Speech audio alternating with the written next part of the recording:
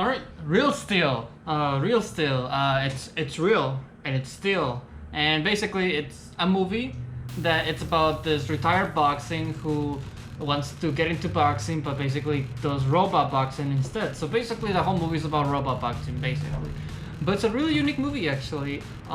It came out in 2011 and it made $299 million, and it was made by DreamWorks, and it's also the main guy Charlie is Wolverine, so that's every time I look at it, all I see is Wolverine. But basically, as I said, Real Steel is basically robot boxing, and this retired boxer who tries to get into boxing, basically learns how to get into back to boxing with the help of his son, and along the way he learns how to be a father as well.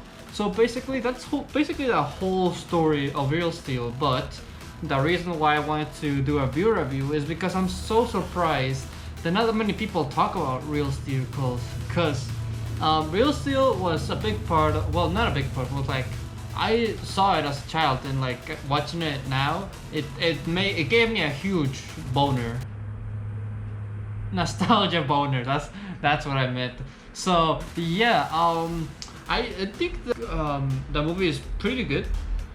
It's not the most emotional thing ever. Like, it's not one that you can go back and cry over and over, but it's one that you can enjoy. It's one of those wholesome movies.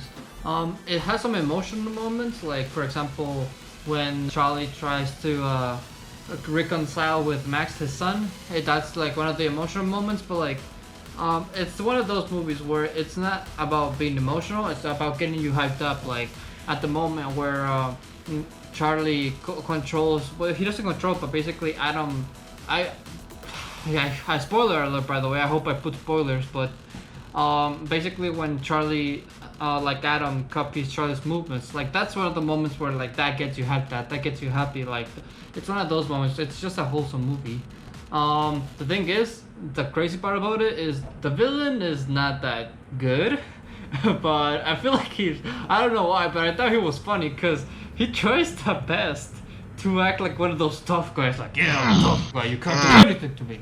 And like, the thing is, he tries the best, but he doesn't, it's so skinny and not that tall and short, and it doesn't look that intimidating. So whenever he tries to do something intimidating, it just turns out funny.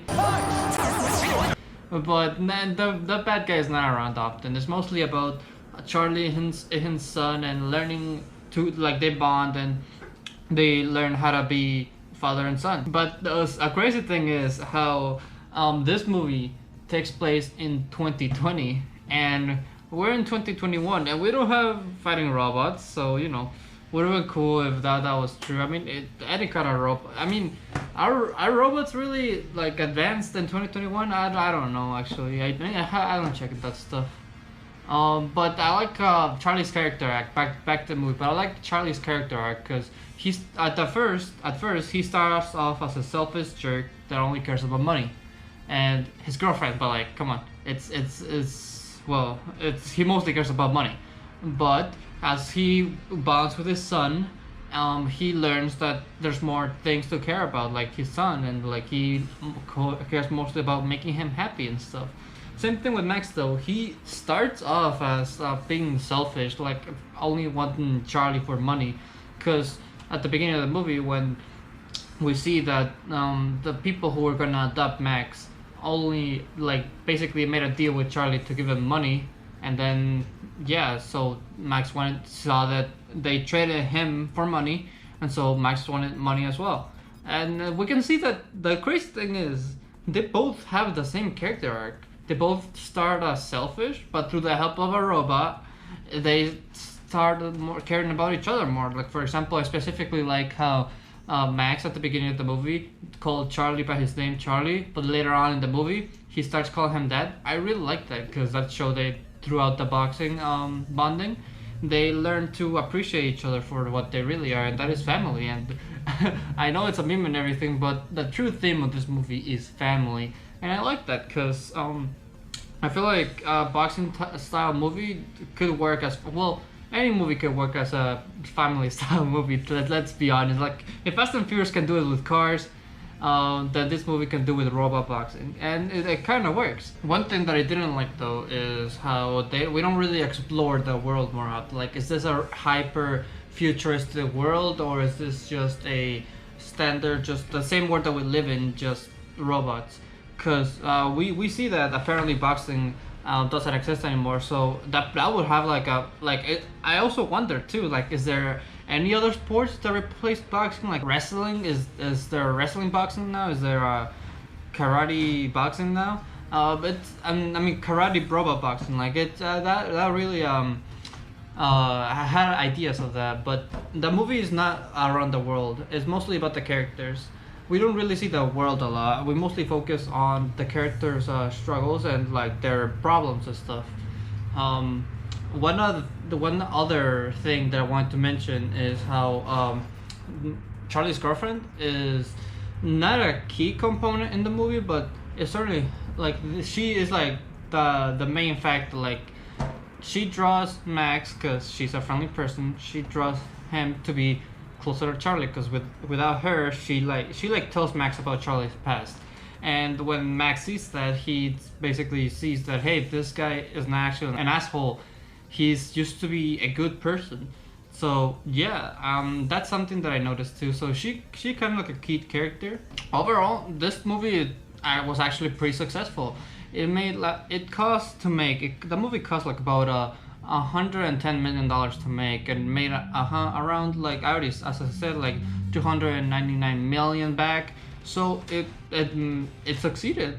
But I specifically liked how they found Adam in the junkyard and they had to pull him out, and that kid by himself does that, which is kind of crazy. Like, it makes me wonder how did he's like an 11-year-old kid, and Adam's like twice, not even twice, like way bigger than him. So I'm super confused about how Max got Adam out of there. And I also specifically like how Charlie like slowly moves into back to boxing by teaching the robot how to box with like Adam mimicking his movements. Like I really like that because it's like a way to it's just wholesome. It's a wholesome thing. And it's really nice to see. I remember when I was a kid, I only watched the movie for a robot fight. So I was like, oh, cool robot, those punchy. And it's like now I see the movie for what it is, and the movie is actually a boxing movie that focuses on characters and stuff. It focuses like characters development. You can, the thing is, when you see the movie, you can actually tell, like, it's very obvious that you can tell the character's development, how they used to be an asshole, they're not an asshole anymore. So yeah, overall I think this is a pretty good movie. Would I recommend? Yeah, I would. If this is I would recommend this because it's a long movie. It's like 2 hours, but it's engaging. The thing, I would give this movie a 7 out of 10. It's good, but it's not the best thing ever. It's not as emotional. It makes you feel something, so it's really good. Highly recommend. That's gonna be it for today's video. Hope you guys enjoyed. If you did, make sure to leave a like, and if you like me and you like my content, make sure to subscribe. You know what I'm gonna do next. Again, I already did the whole thing in last video, so I'm not gonna do it again because okay, well, that's gonna be it for today's video. See ya. I wanted to talk seriously and honestly for a moment about my new favorite channel. It is so good. Oh my god. Look at it.